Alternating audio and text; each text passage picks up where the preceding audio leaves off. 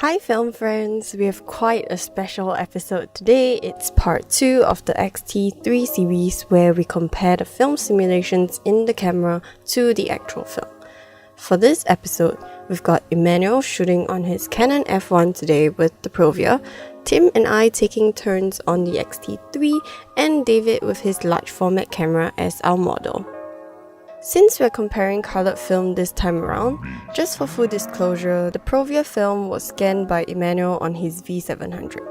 Every scanner scans slightly different, but the overall look should not veer much from the actual colours of the Provia and would be enough for us to compare. We'll talk more on the Velvia later in the video. A disclaimer, we're not experts by any means, and what we talk about in this video are merely our observations from this one-time experiment. So let's get started. From the first few images, you can tell that the photos from the film veers towards a more purple shade than the digital one. And this will be consistent throughout most of the images. This is more obvious in photos like this one that shows more of the sky and the sea. You can really tell here that the XT3 Provia has a more greenish tone than the actual Provia film. A couple more things to note. The shadows on the XT3 is definitely blacker than the ones on the Provia film, and the dynamic range of the digital camera is much higher, meaning you don't lose as much details in the shadows and the highlights. This upcoming photo of David and his camera shows the dynamic range of the digital camera versus the film, which was actually mentioned in the previous part of the XT3 series, the Acros video. You can tell here that the details show all the way through, though the photo was slightly underexposed, while the film photo had its highlights blown out. This is also quite apparent in this image with the yellow tower. I increased the exposure of the digital image just to compare the colour since it showed some promise of looking similar, but the shadows of the Provia film are looking a lot more purplish than the XT3 Provia. The thing with the shadows being more purple is that it affects the other colours in the film as well, such as this image. You can tell that the orange in the XT3 Provia pops out more than the one in the Provia film. This is because green is closer to orange on the colour spectrum and purple is the opposite of green on that spectrum. I feel that this is a really odd choice for Fujifilm to make because it's completely opposite from what the film looks like. In this image with David, you can see that the digital image has redder skin tones than the film one, and this is again because of the purplish shadows. In the next photo, you can see that the colours on the sand is quite similar between both images, but the colour of the sea, which should be green, turns purple on the film, but remains green in digital, which really shows how much the purplish tones in the film affects all kinds of images.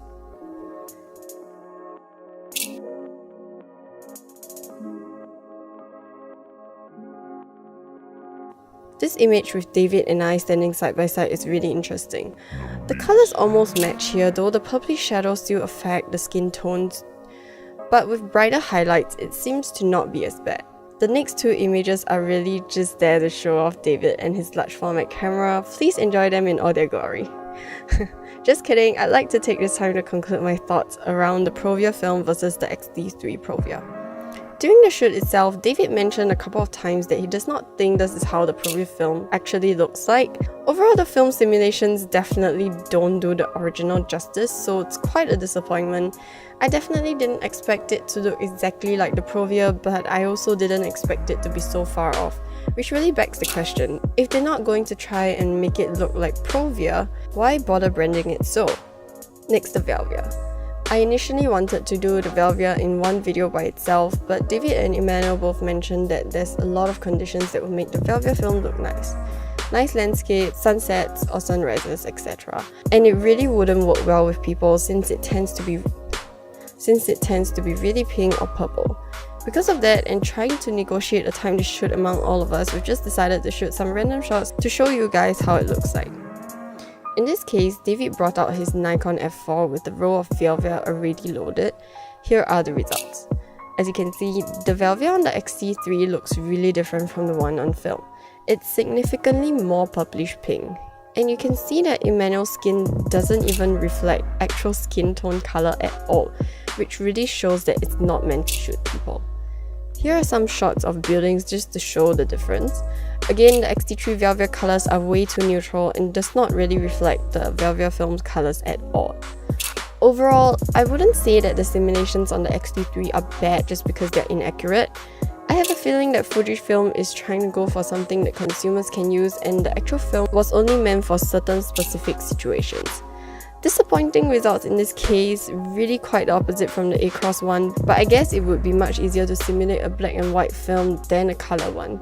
Regardless of the results, I hope you enjoyed this video. It was really fun making it. Thanks to David and Emmanuel for helping us out in this. Links to their profiles below. As usual, like this video if you enjoyed it, subscribe for more, and comment your thoughts down below. Till the next video, bye!